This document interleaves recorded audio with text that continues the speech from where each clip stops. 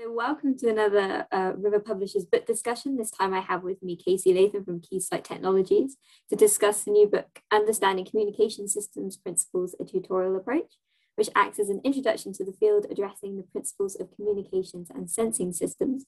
Welcome, Casey. Thank you for joining me today. Oh yeah, thank you for having me. Okay, so I guess my first question is, how did this book come about and why is a book like this kind of important at the moment? Yeah, so we have previously heard about Dr. de Los Santos's books, and so the opportunity came up with us, or from him, to collaborate on this book, and so we were really excited to get the ball rolling on that. And you know, I think this book is really important because, you know, with things like technologies like 5G, for example, the world is becoming, you know, more and more wireless, and we have a huge a need for engineers that understand how these, you know, wireless systems work. And, you know, sort of at the same time, companies are finding it harder and harder to find qualified RF and communication systems engineers. So we think this book will be a great resource for, you know, engineers that have been in the industry for a while, but maybe are pivoting to a communications field.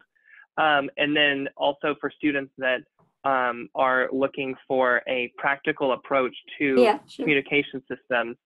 And then, you know, additionally, aside from that, there's just very few system level textbooks that talk about modern, you know, modern system level design software. So this book provides both the students and the professionals a, you know, tutorial based approach to using this electronic system level software that's used at, you know, some of the largest telecommunications companies and the largest defense companies alike. Okay, great. And the book starts off with kind of the development of communication systems, its principles, and finishes by looking at more specifically some developing technologies at the moment. I was wondering what your thoughts are generally about what the next big steps or developments are for wireless communications at the moment.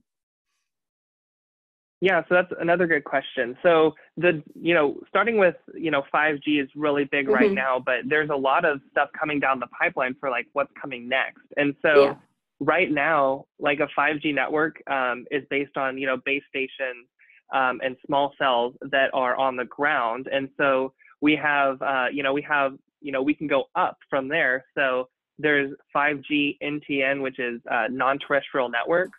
And so this is the idea of moving 5G into air and space so that you can, you know, increase the, you know, who has access to the 5G system and create this always on connectivity that, you know, customers have been demanding for a long time now, you know, but with that comes increased system complexity and a lot of other things that have to be factored into it. So I think that's one. And then, you know, we're already thinking about 6G. So we're, you know, even before 5G started rolling out, they were thinking about what's next, what's coming down the pipeline. So 6G will bring, you know, even higher frequency, even higher bandwidth and reliability, capacity, capabilities. And so, you know, I think those are the two direct developing technologies that we're already, you know, getting the ball rolling on. But then also something else that's, you know, a little further out there, but we've had big breakthroughs recently in quantum computing. And so this is the idea of using like these quantum bits instead of these binary bits that are, you know, either a 1 or a 0. And quantum communications, I think, could be another really big revolutionary step in the communication space. And so using, you know, this would unlock like a whole new set of capabilities and, you know, do it all while being even more secure. Yeah, no, exactly. And looking at more specifically, one of the developing technologies is mentioned in the book. So in one of the last chapters, it looks at radar for aerospace and electronic warfare. What are some of the key challenges, do you think, kind of in this area at the moment that the book goes through?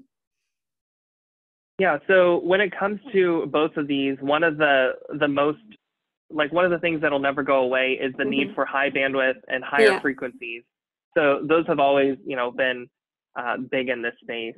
But also as as we have more and more electronic devices or wireless devices coming online, you know, we're having like exponential growth in the number of cell phones that are using this finite spectrum. And so we have, there's, you know, increased spectral crowding, and, you know, the government, at least here in the US, the government is selling off a lot of like older, like, you know, other spectral frequency ranges. Like, you know, we just sold off a bunch of like broadband TV content or spectrum.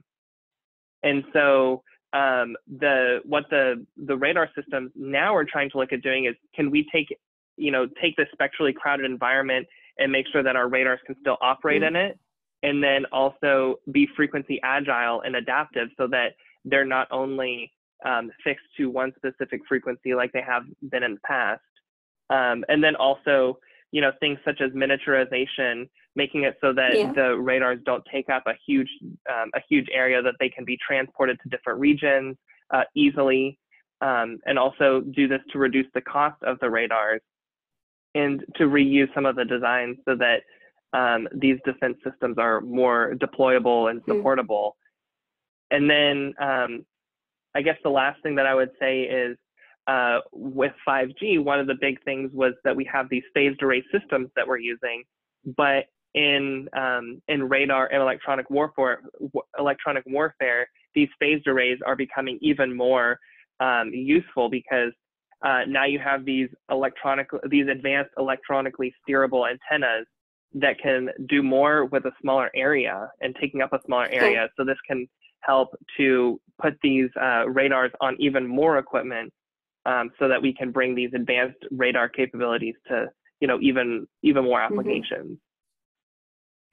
And as we kind of, as you were saying previously, moving towards 6G, will that help these sorts of technologies?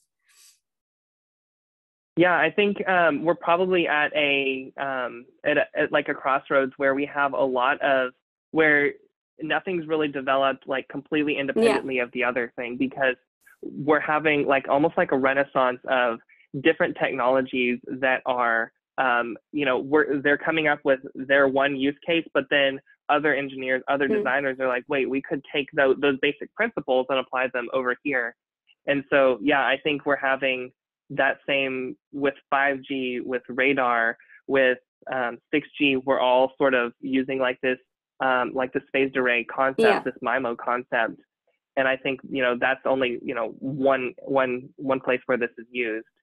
And then also, if you think of like the research that's going into like these new cars that are coming out with advanced driving features, with LiDAR, which is taking a big radar system and putting it around the car. So there you have your miniaturization technologies going into place, and helping to create like a whole new industry.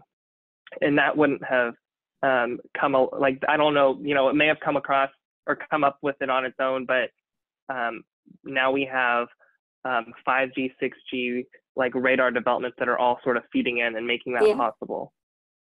Oh, definitely. And finally, going back more towards the book. So the book now comes with access to Keysight Systemvue system simulation. Can you just talk a little bit about what exactly that is and how that kind of works with the book? Yeah, so Systemvue is a true model-based engineering platform. It lets system designers connect the digital, analog, RF, antenna, and channel modeling all in one piece of software. So you can do complete electronic systems analysis. And this is, you know, something that's been needed in the industry for a while, because a lot of engineers and a lot of companies have really wanted this digital engineering push. And so the Systemvue software actually really, really helps in that area.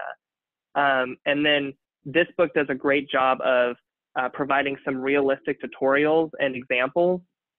So this will give engineers that are, that are new to modern electronic system level analysis, and it can help them get easily started, and they can see this powerful simulation software and how to use it for like communication system design.